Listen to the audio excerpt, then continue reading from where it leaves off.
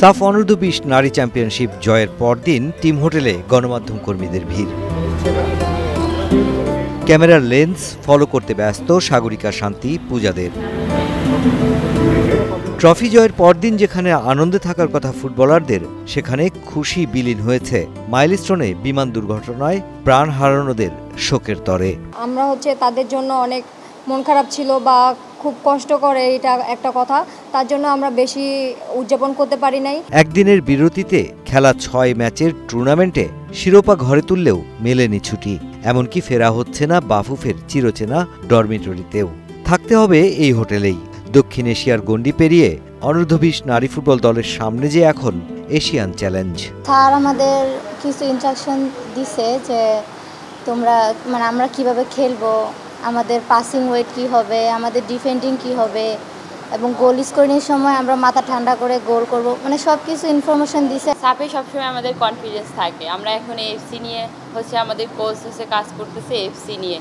FC আমাদের কিছুদিন পরে এফসি, আপনারা তো জানেন। 2 থেকে 10 আগস্ট লাওসে বসছে এফসি অনূর্ধ্ব-20 নারী এশিয়ান কাপের বাছাই পর্ব।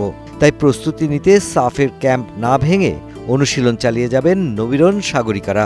2 আগস্ট এই দলটাই যে ওরাল দেবে লাওসের উদ্দেশ্যে। আমাদের অনেক ভালো, উনি যা ইনফরমেশন দেন সেগুলো আমরা চলতে চেষ্টা করি, আর যেভাবে খেলার চেষ্টা করেন উনি আমাদেরকে নিয়ে, সেভাবে আমরা খেলার চেষ্টা করি। সাফ চ্যাম্পিয়নশিপের অভিজ্ঞতা অনূর্ধ্ব-20 নারী এশিয়ান কাপের বাছাইয়ে কাজে লাগাতে চায় ফুটবলাররা। যদিও প্রতিপক্ষ লাওস, পূর্ব তিমুর ও দক্ষিণ কোরিয়ার মতো শক্তিশালী দল। প্রতিপক্ষ অচেনা হলেও লাওসে নিজেদের শতভাগ দিয়ে পারফর্ম করতে চান বাঘিনীরা। তাদের সম্পর্কে আমাদের জানা নাই, শোনাও নাই, তাদের সম্পর্কে আমরা দেখিও নাই তারা কেমন খেলে। তো আমাদের কোচ যেটা নির্দেশনা দিবে সেটা নিয়ে আমাদের খেলতে হবে, সেটা নিয়ে মাঠে নামতে হবে। ইনশাআল্লাহ আমরা ভালো কিছু করে আসবো। 8 গ্রুপের 33 দলের অংশগ্রহণে লাওসে আয়োজিত হবে এশিয়ান কাপের বাছাই পর্ব। আসরের গ্রুপ চ্যাম্পিয়নরা সরাসরি খেলবে মূল পর্বে। Mushfiqur Rahman, star news.